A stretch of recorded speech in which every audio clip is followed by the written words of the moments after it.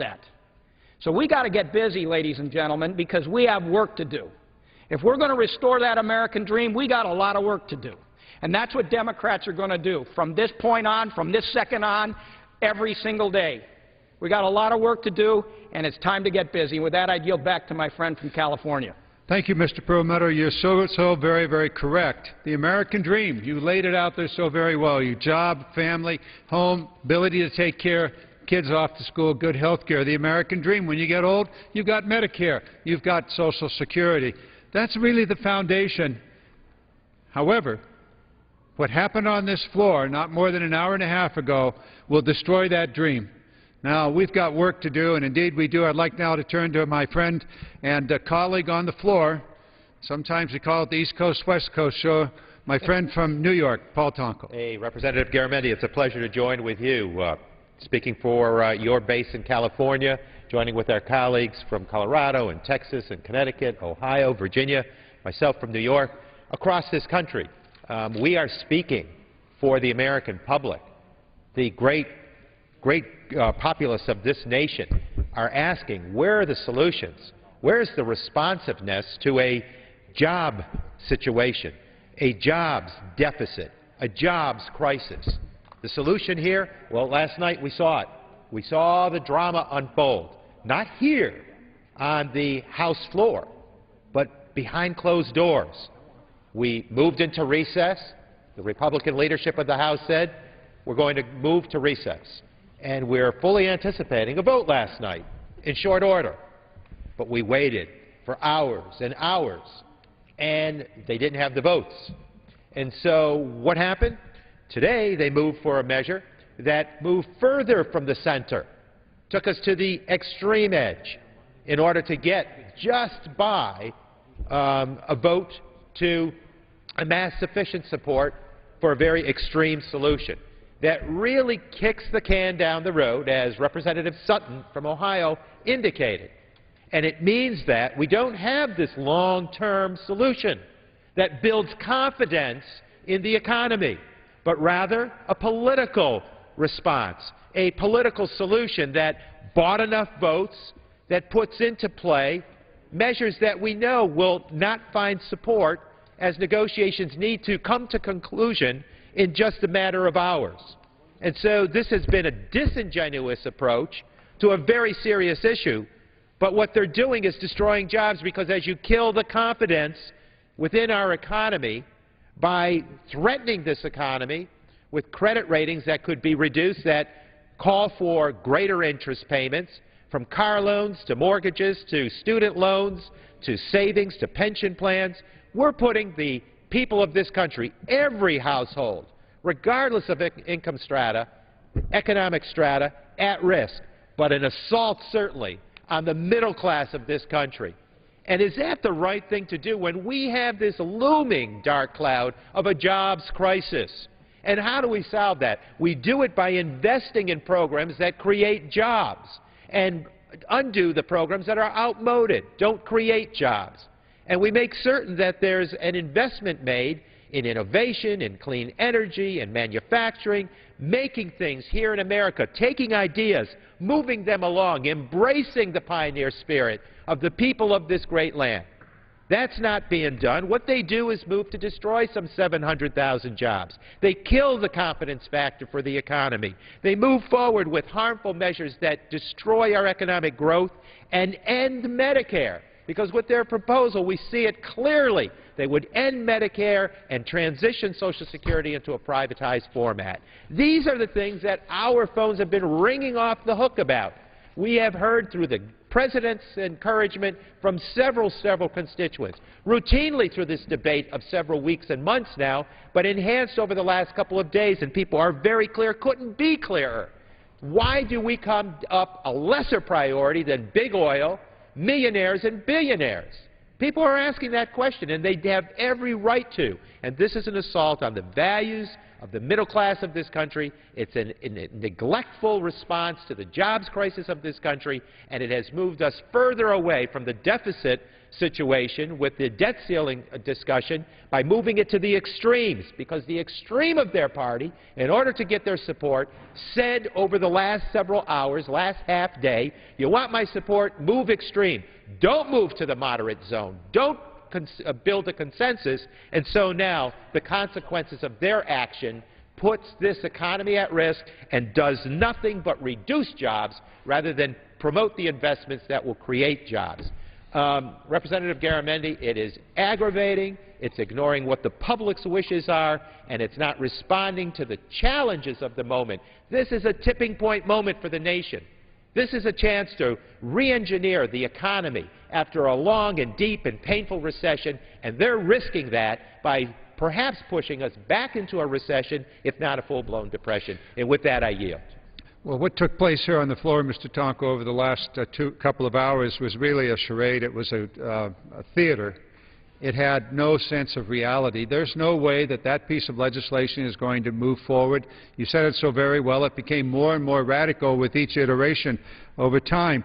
There seems as though there's a small group within the Republican caucus here that really doesn't want government at all. Almost an anarchist attitude about government is bad, get rid of it in every way. And then there's another group in that same caucus that actually published a piece of paper. It came from the leadership. And one of the things that they said they wanted to do was to bring down the president. Well, we got an election coming up, to be sure, but to use the full faith and credit of the United States, that is the honor and really the dignity, to say nothing of the financial strength of this nation, to bring down the president seems to me to be unconscionable.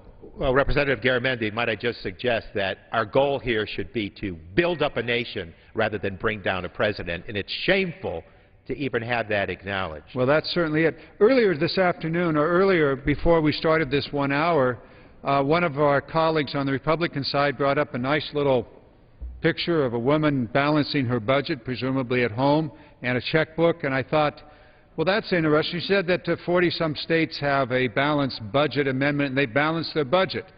Earlier this afternoon, I was talking to my friend from the great state of Virginia, and he said, well, let me just share with you how one state balances budget. I thought you might want to bring that up. Bobby Rush. Well, I would like to bring that up because the legislation that we considered earlier today had a provision that required a constitutional amendment that is mislabeled. It's called the Balanced Budget Amendment. Well, if you look at the provisions of the bill, not just the title, the provisions, you'll find that it requires a 3/5 vote to pass a budget that's not in balance. Every budget we've considered for the last 9 years and every budget that we'll consider for the foreseeable future will be unbalanced in the first year. So all you've done is increase the threshold for any budget to be balanced. The Republican Study Committee budget, which is probably the most conservative budget in terms of spending on the table, other budgets would probably cut the deficit just as much, but all of those severe deficit reduction bills would require a 3/5 vote. Now, remember that when the Clinton budget passed, it passed by the thinnest of margins. We balanced the budget. We're on course to paying off the national debt, created a record number of jobs. The Dow Jones Industrial Average almost quadrupled. 50 Democrats lost their seats when they voted for that bill. When you vote for deficit reduction, a lot of people will be casting career-ending votes. Increasing the threshold to 3/5 would just make it harder or even more impossible to pass. What you can get 3/5 for, once you need 3/5, any kind of budget could pass. You could have more tax cuts, and we got 3/5 vote for the $800 billion tax cut back in December. A 3/5 vote, you can pass new tax cuts and new spending. You can make the deficit worse under the Balanced Budget Amendment, and probably will. Also consider it has a provision, 2/3 vote to increase taxes. They'll obviously make it more difficult to balance the budget. 2/3 vote to spend more than 18% of GDP, a number we haven't seen since Medicare was enacted. which means that you're going to have pressure on Medicare and Social Security. Now, interestingly, if you put all these things together, you'll notice that you can cut Social Security benefits or Medicare benefits with a simple majority. But to save those programs with new taxes, two-thirds vote in the House and two-thirds vote in the Senate.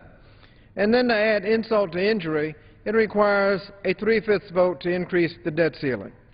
As if the drama that we've been through in the last few days and last few weeks isn't enough of a spectacle, they wanted to make that kind of thing routine, where we'd have to go through this every year. We've had to increase the debt ceiling on an average once a year for the last 50 years. They want to go through this spectacle with a supermajority so that we can have this kinds of problems all along. Now, we heard during our consideration of the balanced budget amendment when we were in committee about Arizona's balanced budget amendment and how well it works. And we kept hearing this over and over again. So I said, I wonder how they do that. So I Googled it. Well, excuse me.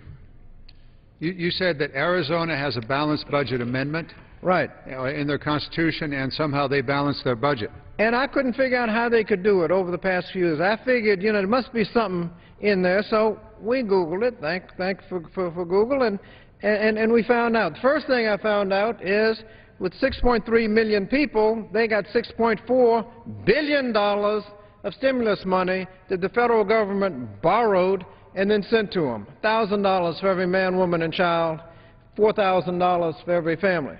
That helped them balance the budget. But you know, that wasn't enough. You know what else they did? They sold their state capitol and Supreme Court building.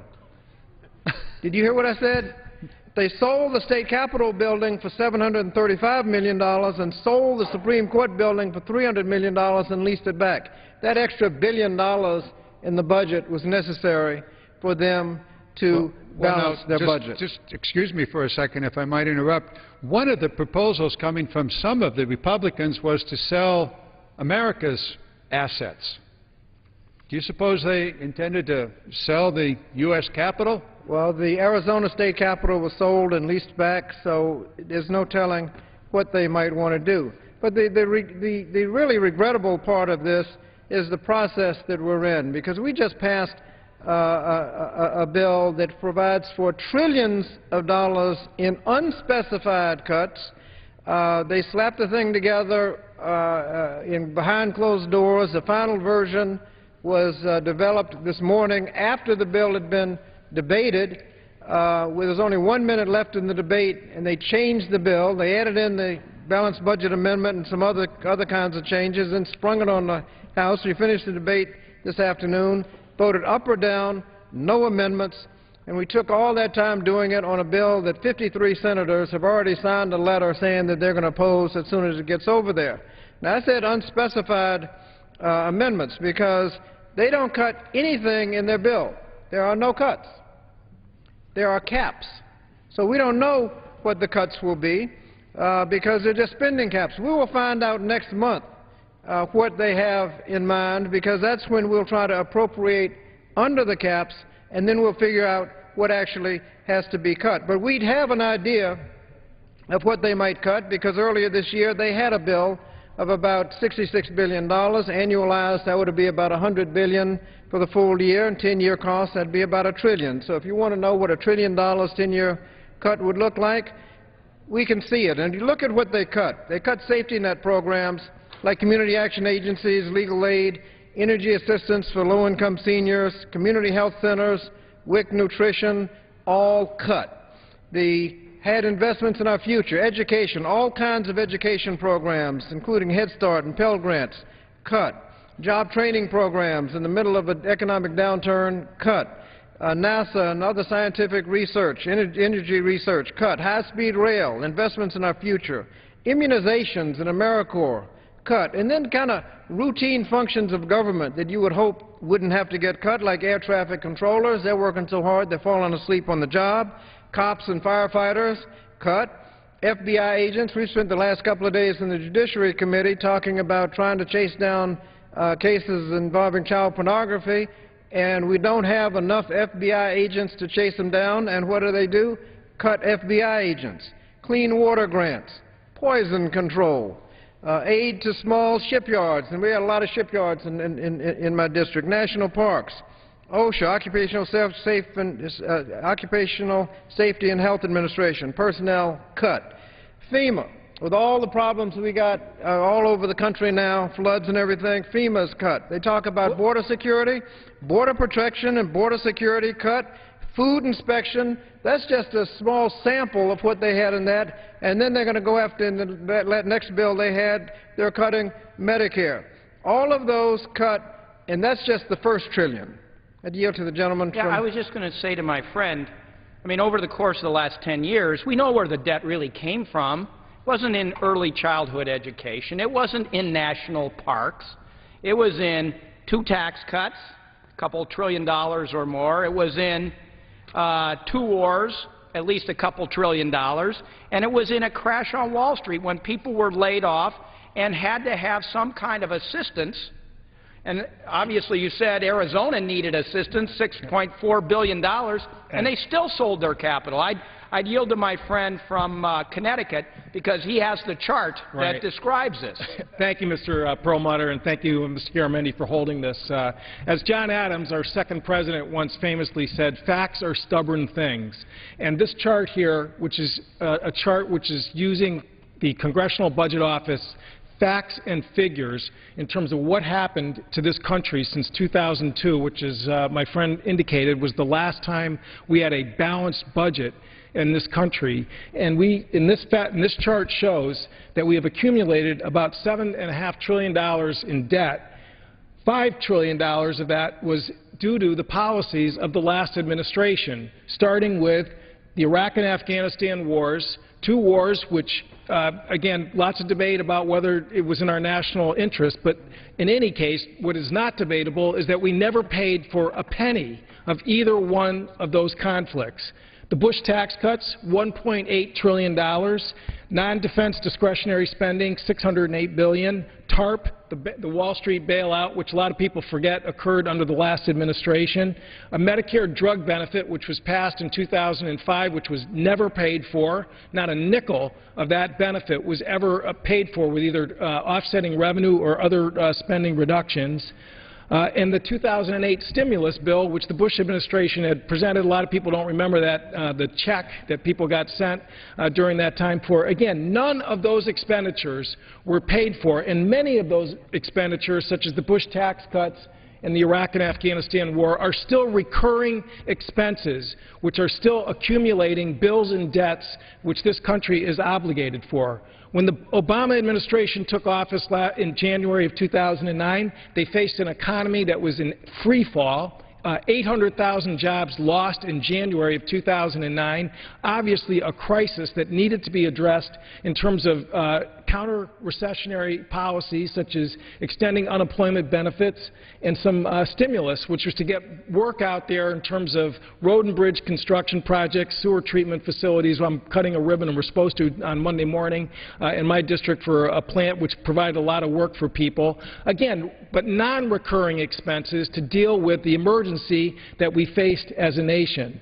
And when you look at, again, the comparative cost of the policies of the Bush administration and the Obama administration, and you think about the fact that we have these bills and expenses which have been accumulated by our nation since 2002, and yet we had a default debate here an hour and a half ago where the Speaker, who, by the way, voted for every single one of those Bush policies from 2002 up until President Bush left office, stood on this floor, blamed the debt crisis that we face in our nation just on one administration, which again CBO clearly documents was far less culpable in terms of what the numbers show.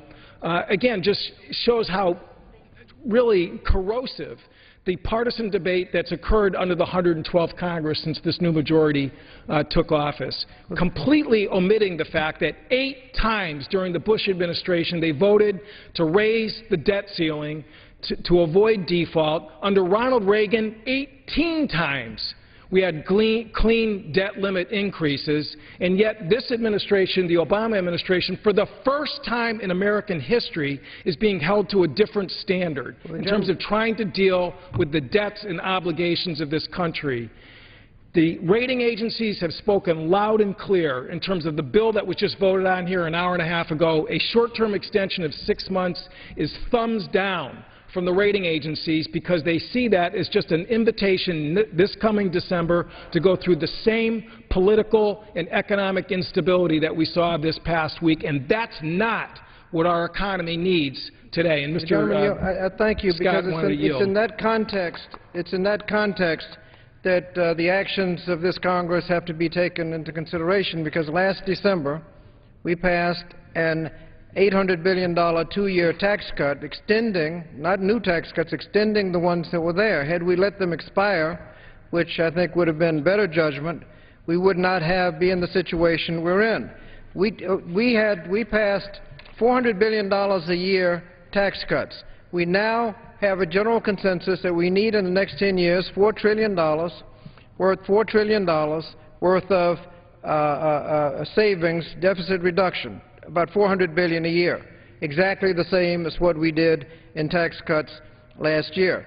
All of these cuts we're talking about are necessary to partially offset the fact that we extended the tax cuts last year. And the process was all up or down. You have to vote it all up or down, one vote, without any choices. Maybe we didn't need to extend all of the tax cuts. Maybe if we extended some but not all, we could have avoided cuts in Head Start and food inspectors and and firefighters and those kinds of things. We didn't make the choice step by step.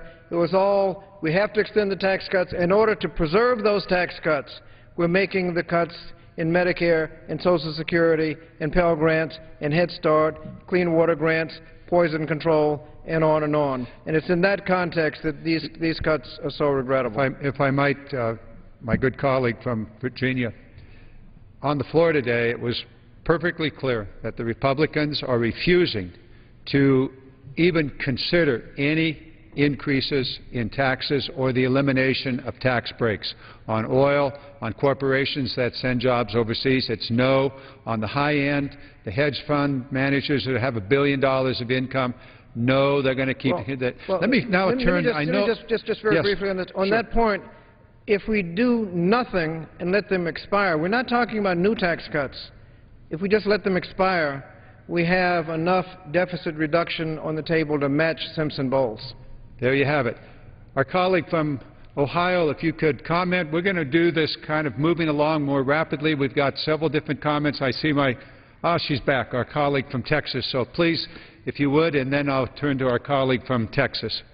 I just want to say one more time, because I know that the people that I represent in Northeast Ohio are just waiting for this Congress to demonstrate. You know, they don't want government on their backs, but they do want government on their side. And how do we show that we're on their side? We focus on the issue that matters to them the most. And all they want is a chance. They want a chance at that American dream. And how do we do that? We do that by focusing on jobs. And we do that by focusing on this agenda to make it in America. What does that mean? It means policies that make sense regarding trade, that instead of fighting to protect companies, as the Republicans are through this whole default debacle, instead of protecting those companies that ship jobs overseas, we want to level the playing field to allow our manufacturers and our workers to fairly compete, because we know that they are the best in the world, and given a chance, a fair chance, they will not only compete, they will out-compete anybody in the world. We need tax policies that make sense. We need to focus on not only manufacturing but building our infrastructure. The world is working on building their infrastructure, and here we are. We heard the cuts that are going on aimed at our infrastructure. It is time. It is past time that we turn to the hard work of putting America back to work, because while we have a jobs deficit, we don't have a deficit of work that needs to be done. Let us get away from this risk of default. Let us settle the matter, allow America to pay its bills, because if we don't, guess what? We're going to lose even more jobs. Economists tell us we're going to lose 700,000 more jobs if America defaults. We don't want to go in that direction. We want to go in the direction that allows our workers, our companies, and our country to make it in America. And there's the voice from the central part, the heart of America, from the great state of Ohio. We know that America can make it. This is still the greatest manufacturing center in the world. And part of our job agenda on the Democratic side is what we call Make It in America. And Ms. Sutton, you very quickly pointed out several elements in that. I put this up while you were talking so that we could think about it. Trade policy. We can't give away our jobs on trade policy. Taxes, we talked about the tax issues, corporations getting tax breaks for going offshore. Energy, we need energy security. We can't afford to continue to pay all of our hard-earned dollars to the petrol dictators of the world and the most dangerous places of the world. So we need a domestic energy policy, a green energy policy, clean energy policy, millions, tens of thousands, hundreds of thousands of jobs there. Labor policies, we talked about educating our kids. Bobby Rush from Virginia talked about the cuts that are in the Republican budgets when we need to educate and re-educate and prepare our labor force. And education. In this budget that they just put forward are tremendous cuts to the Pell Grants that allow kids to go to school. Research, again, Bobby, you talked about the research cuts and the infrastructure we've talked about several times. This is all part of our agenda. This is how we're going to build America, how the American dream can become a reality once again by making the critical investments, the public side, bringing the private side along. Now, I know that Texas likes to say everything is great in Texas, but I've talked to our colleague Sheila Jackson Lee many times. We talked to her on the floor, and it's not all perfect. Could you share with us the view from Texas? Well, the gentleman from California is very kind for leading this effort, and I'm delighted to be here with, wow, we've really got a regional, national perspective here. The gentleman from Colorado, from Connecticut, the gentlelady from Ohio, and, of course, the gentleman from New York, and the gentleman from Virginia, Mr. Scott, and Texas. Texas is a big state. And I heard a colleague on this side of the aisle say that Texas has got all kinds of articles to talk about how great a state it is. It's a great state. But when you don't spend money on people, you wind up like Texas being 43rd in education. Or you wind up having the state with the largest number of individuals without health insurance. And so I have joined my colleagues today because I truly believe, standing on this side of the chamber, that there's an opportunity for bipartisanship. But yet we have individuals who have been influenced by signs that say, no surrender. No surrender. Those words were more appropriate for our founding fathers as they stood against oppression, no surrender. But these words are not appropriate against the American people, that we won't surrender no matter what happens to the American people. We in this Congress are so influenced by voices that truly do not have the concept of invest and grow. And they don't have the concept of make it in America. What a wonderful statement about the greatness of America. Not no surrender, but make it in America, because America is not broke. And the voices of negativism that would propose legislation that would have us cut without investment, cut without revenue, means that we surrender on the American people. I wanted to mention that we haven't said what is happening to local government. Here's a major headline that said, states feel pain over debt impasse. We all come from the people outside of the Beltway. And what is happening to the states is that the markets are being troubled. I had a press conference and a meeting with my city controller, whose investments are in Treasury notes. It's not just what we do here on the floor of the House. Our cities will have a troubled economic infrastructure if the Treasury notes that they have invested in all of a sudden drop with severe, if you will, losses. And so I wanted to say that this is more than just us. It is more than one person in a leaky boat. It is many of us in a leaky boat.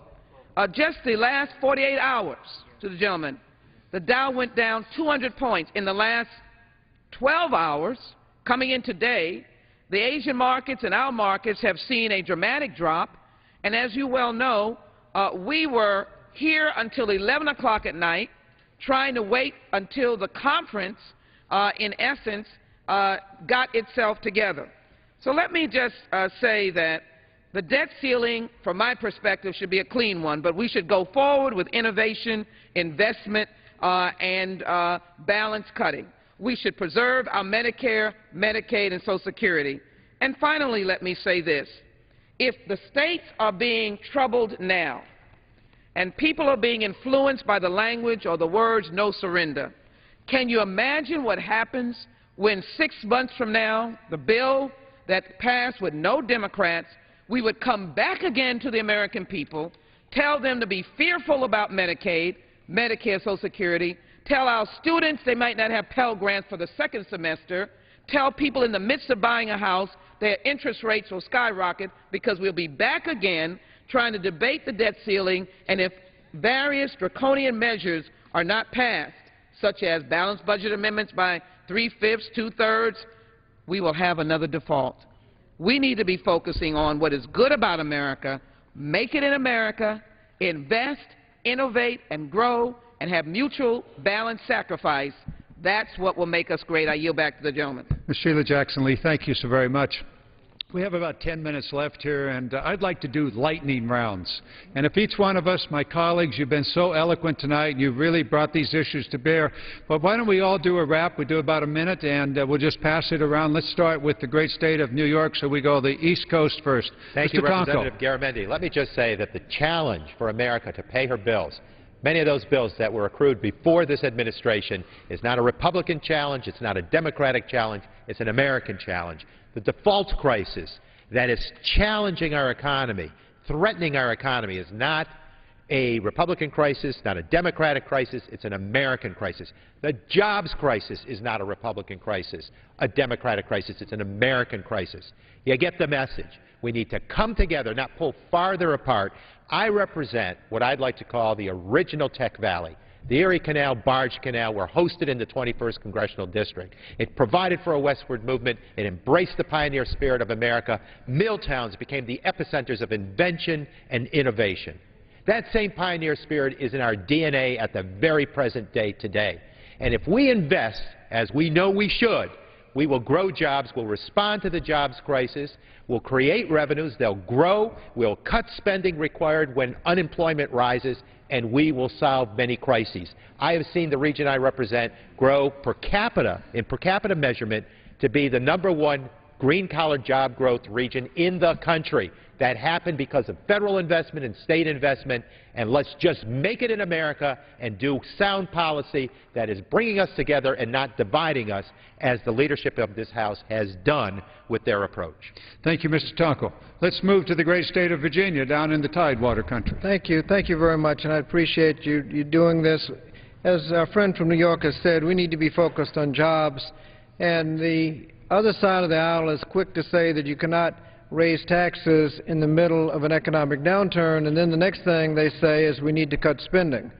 Spending cuts have a much larger impact on employment, because when you have an agency and you cut the budget, people get fired immediately. So it has a more immediate effect than tax cuts, which you don't pay till later on. It has a larger effect. And so when we start talking about the jobs, these cuts will have an adverse effect on jobs. We need to focus on jobs first. And we wouldn't be going through this kind of attack on our economy, on Medicare, on the education programs, if it had not been for the threat to shut down the economy. This threat is unprecedented. We need to pay our obligations. We cannot default. And it's actually manufactured, because never in American history has there been any serious effort to fail to pay our obligations as we're going through this past few days. We need to increase the debt ceiling the same way we've done it every year, sometimes twice a year. on average about once a year, sometimes twice a year over the last 50 years, just increase the debt ceiling. We should not be jeopardizing, we should not be having all this uncertainty in the markets with what's going on here today. As they say, as that saying goes, just do it. Indeed we do. If we're going to have the American dream continue to be a reality, we've got a lot of work to do. We've got to put the American people back to work. And we're going to have to deal with the deficit, and that'll take us a while to do it. Mr. Courtney, you very well and eloquently pointed out how we got into the deficit. Please, if you'll have some final thoughts. Sure. Tonight, I know, and every one of us here knows, there are a lot of older Americans who are watching this debate extremely closely, worried about their Social Security check beginning of next month. They're worried about whether their Medicare is going to be there. And what I would just say, and I know all of us agree, we all understand that it is our solemn duty to protect a program that just celebrated its 45th anniversary, Medicare, which has made a difference in terms of every single one of us, in terms of our parents and our grandparents. And we understand that we are not going to allow this political bullying effort to use the tool of the default as a device to butcher the Medicare program. And that is a solemn pledge which I know every single one of us believes in, and we are going to fight until this episode is over to make sure that we protect the basic components of retirement security for seniors in America, which is Social Security and Medicare. How about the view from Colorado? Well, I would say, and I thank my friend from California, the view from Colorado is there's a lot of pushing and pulling back here. And I would call upon my moderate friends in the Republican Party, if there are any more, to stop this tomfoolery. No longer can we put the full faith and credit of the United States at risk. I mean, we do have a duty to preserve and protect our Constitution, and the full faith and credit of this country is referred to at least 3 times. You know, in the article about the Congress, in the full faith and credit section of the Constitution, and then in the 14th Amendment. We pay our debts. We pay our bills. So I just say, you know, the President has proposed a solid, long-term fiscal plan. It took us 10 years to get into this financial mess from the time we had a surplus under Bill Clinton. It'll take us several years to right ourselves, but we can do it. This is America. And then, as we're doing that, we really do have to focus on making sure that people who play by the rules, who are responsible and hardworking, have a shot at getting advanced in this world. And the best way to do that is through a good job, through making things in America. You know, for Democrats, really our formula is innovate, educate, rebuild this economy and rebuild our infrastructure, and that will make this country strong, and it will make Colorado strong. We love our clean energy industry. That's a good place to start. And with that, I yield back to my friend from California. And from Texas, Sheila Jackson Lee. I thank the gentleman. First of all, thank you for allowing us to really talk about how great America is. I agree with you, and we are not broke. Chairman Bernanke said fast, undefined cuts will hamper the economy, and he is nonpartisan as chairman of the Federal Reserve. So what do we need to do? We need to look at our history. 20 million jobs were created under the Democratic presidency of William Jefferson Clinton. And then this president, with the American Reinvestment Act that we supported, 3 million jobs. We know how to do this. And what I would say to my friends is that we have the responsibility to be not any party, but Democrats are here to be for the American people. And this weekend, Democrats will be the ones standing in the gap for the American people. I am proud of that. And my last point is, there is no shame in taking care of the vulnerable. The last thing we want to do as we leave this place in these next couple of days with the debt ceiling in place as it should be is to leave behind us seniors that may be thrown out of nursing homes because we didn't do what was right. And so I say we can do it, and we can do the debt ceiling in the way that creates jobs and protects the American people. I yield to the gentleman. Thank you. And I'll do a wrap here, and we'll be finished for this evening. Unfortunately, the work has not yet been completed. We do need to lift the debt ceiling. We can, and there are many, and it will be done one way or the other. The President has the ultimate authority under the 14th Amendment of the Constitution to simply order the Treasury to pay the bills. All that's gone on here today will devastate the United States. It will devastate it. We've talked about part of this is a requirement that no more debt ceilings will be lifted until there's a constitutional amendment that requires a 2/3 or a 60% vote to do anything. That is guaranteed gridlock. And the only thing that could take place on a majority vote would be cuts. Think about that, America. In order to raise taxes, in order to end the tax breaks given to the oil companies or to the rich barons on Wall Street, it takes a 2/3 vote. But to cut Medicare, a majority vote. We're not going to let that happen. There's one place that the Democratic Party is going to stand, and that is keep your hands off Social Security and Medicare. No way, no how. I don't care all of this talk that goes on here. The bottom line is that is a fundamental building block foundation of this nation. It brought every senior out of poverty. And there's not a family in America that doesn't depend upon Social Security and Medicare for their parents. Now, if you want that cut, you stay there with what the Republicans are talking about, because there's no way that you could possibly carry out what they're proposing unless you go after Medicare and Social Security and Medicaid. We will not let it happen. This is where we stand. It's not a line in the sand. It is etched into the very heart of the Democratic Party. With that, I yield back, and I thank my colleagues for the evening. Gentleman yields back. For what purpose does the gentleman from Florida rise?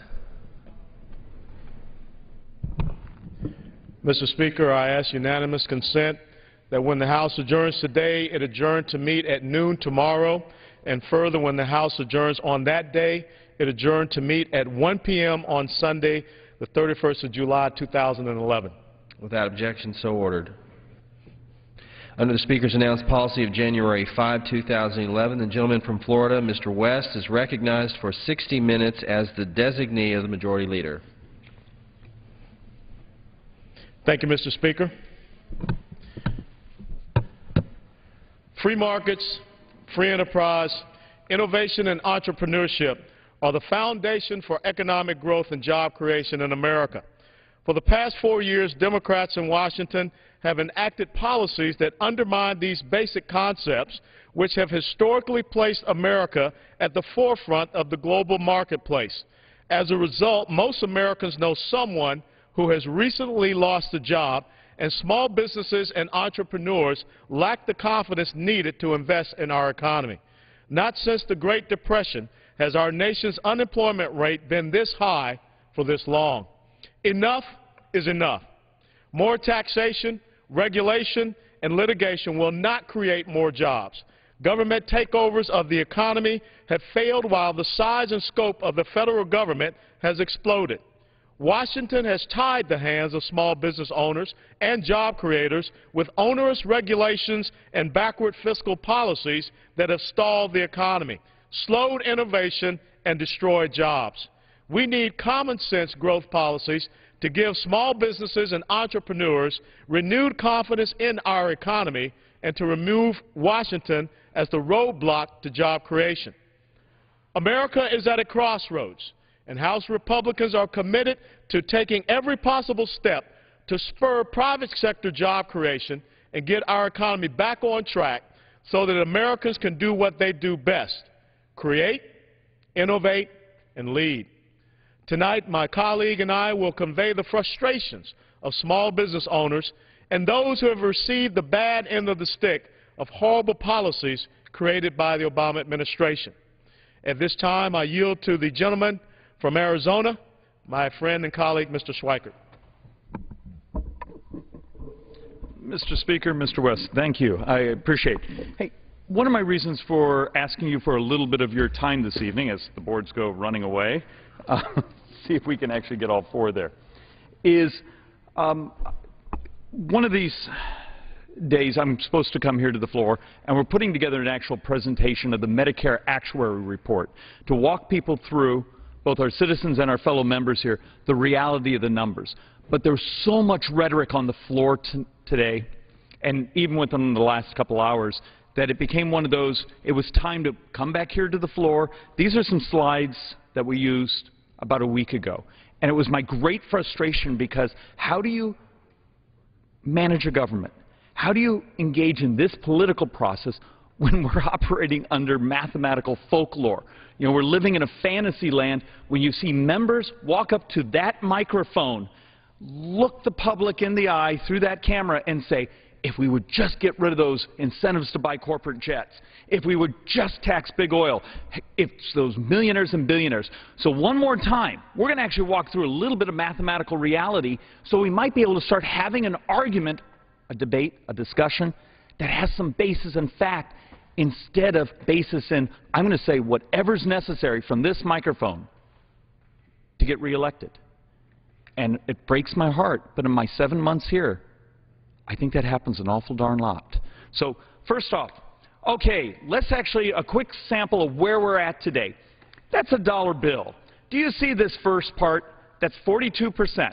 So 42 pennies of every dollar this federal government is spending today is borrowed.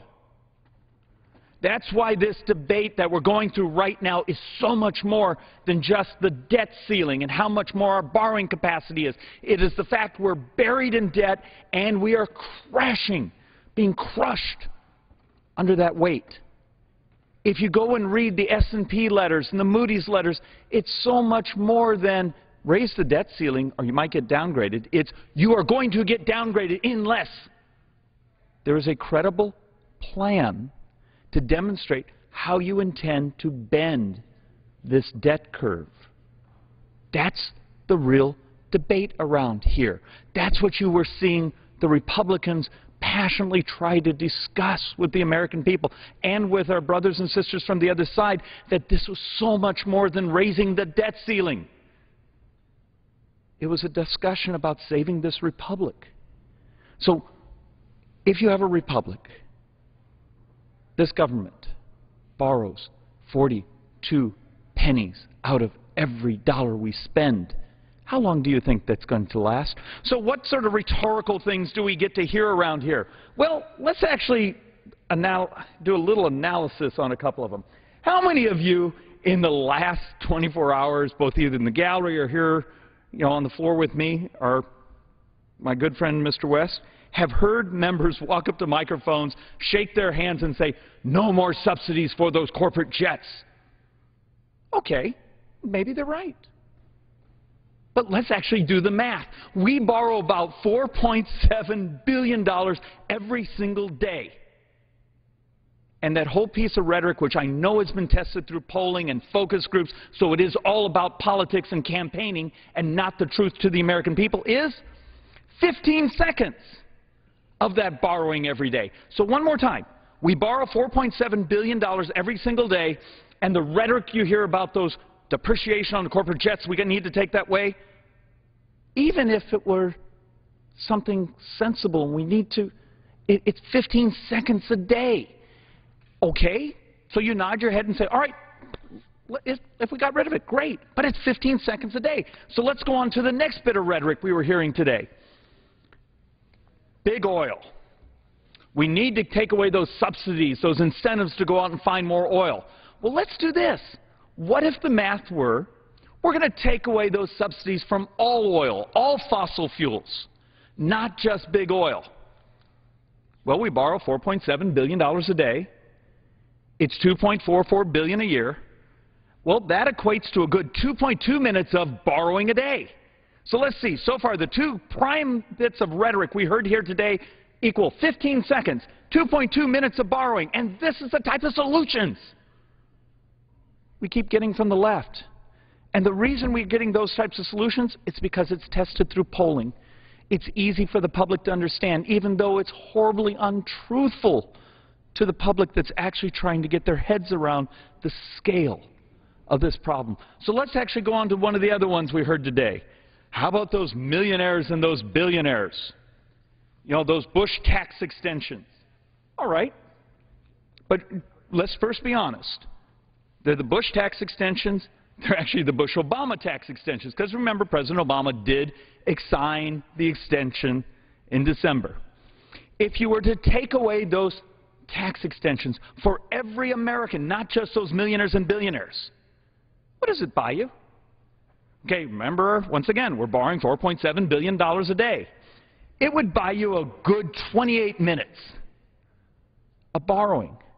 So this rhetoric we hear from the President and around here, I know it may politically be wonderful, and it's politically easy to digest, but mathematically, it just isn't the truth.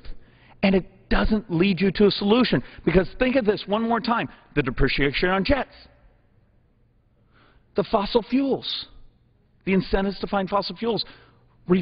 Ending the Bush tax cut extensions, the Bush-Obama tax cut extensions, and assuming, which we did in our math, that every single dime came in, that you didn't slow the economy down, you didn't raise unemployment. We used a magical fantasy number that every dime straight to the deficit and to the debt.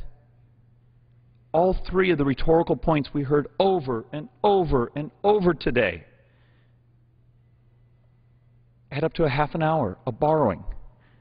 I turn to my brothers and sisters on the left one more time, and this is starting to become a habit here. What would you like to do with the other 23 and a half hours? Mr. West, I yield my time back to you.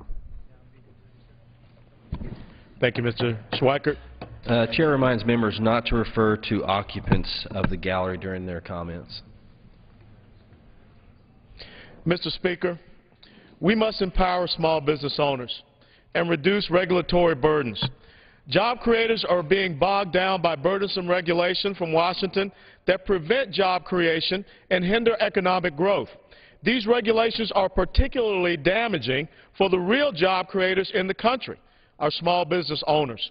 We must remove onerous federal regulations that are redundant, harmful to small businesses, and impede private sector investment in job creation.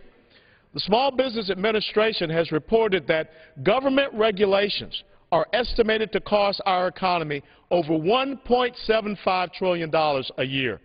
To make matters worse, in 2009, the administration considered adding another 184 regulations that are estimated to cost the economy in excess of $100 million each, and likely to cause more Americans to lose jobs.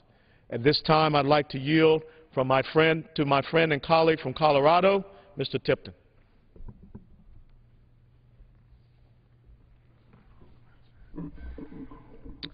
Thank you, Congressman West.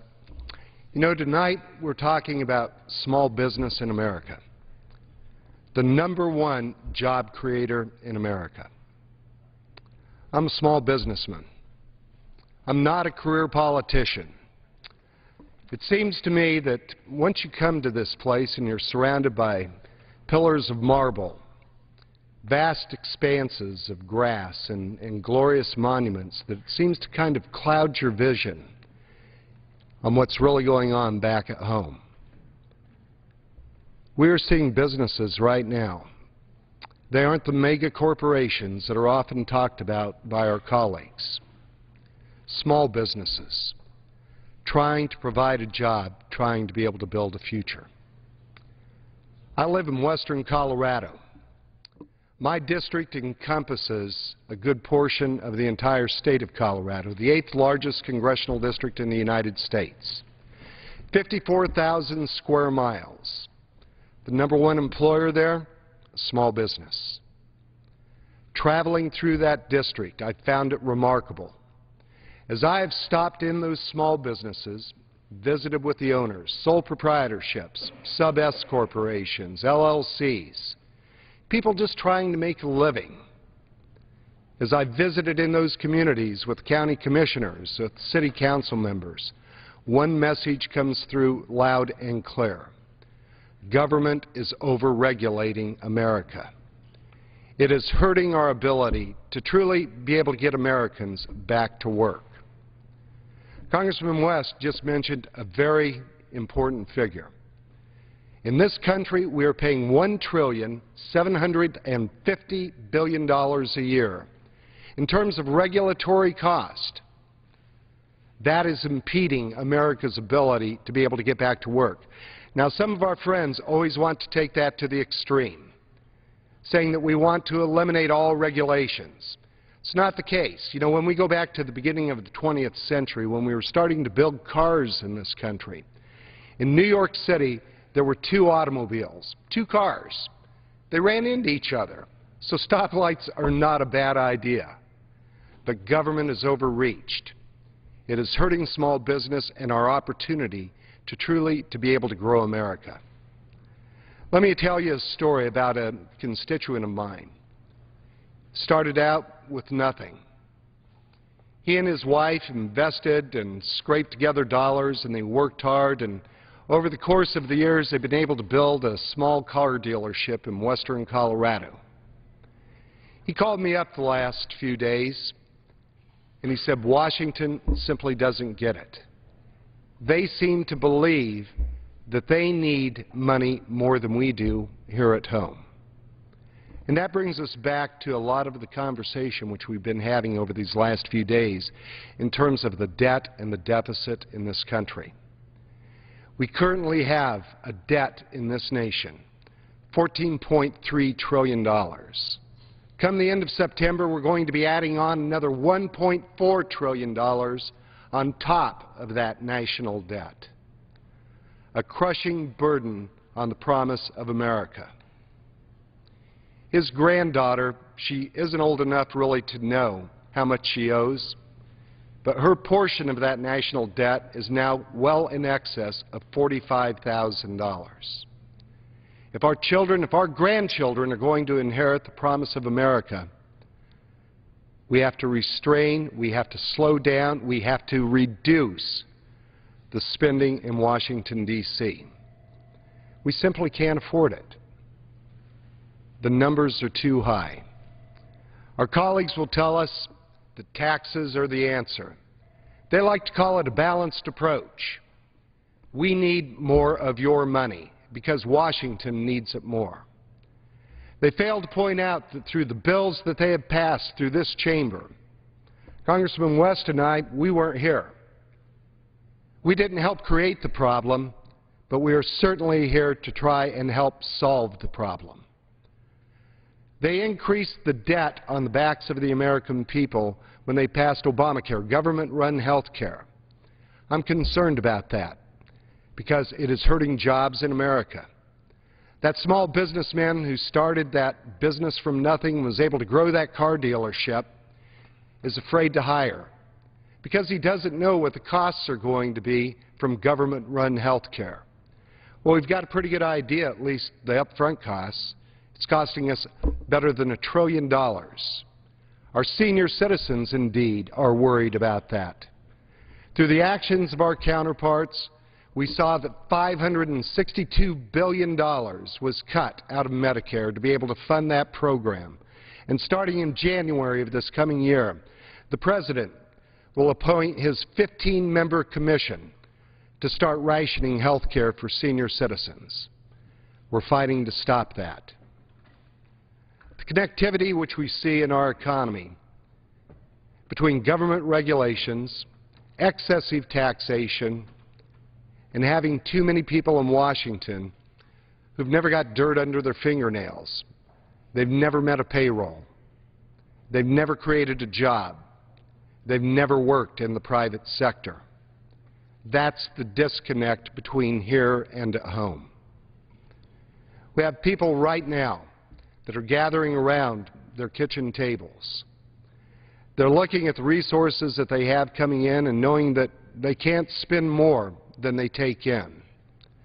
Tomorrow morning, those small businesses are going to unlock the doors. They know that they have to spend within the limitations of the income that they have. 49 of our states live under a balanced budget requirement, just like the men and women who live in the communities of those states. Isn't it about time? Isn't it about time that Washington applied the same principles that they expect out of every American family to apply to Washington, D.C. Some will say no,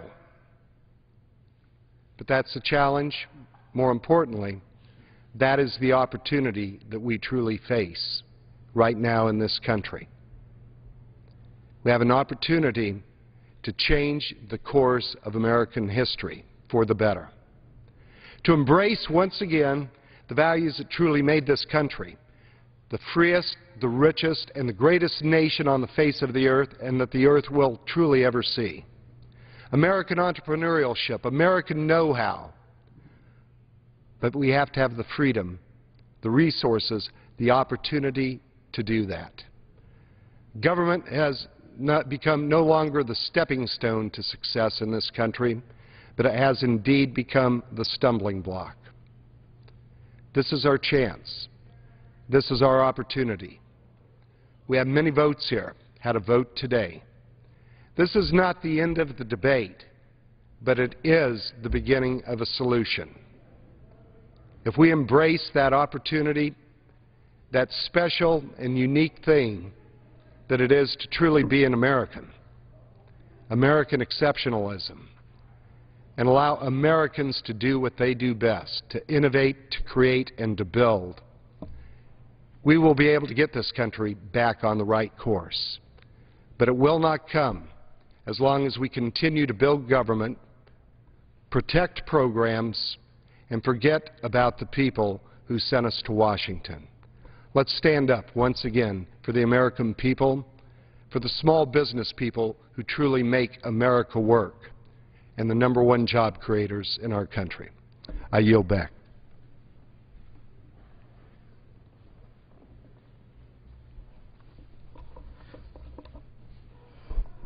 Thanks to my colleague, Mr. Tipton.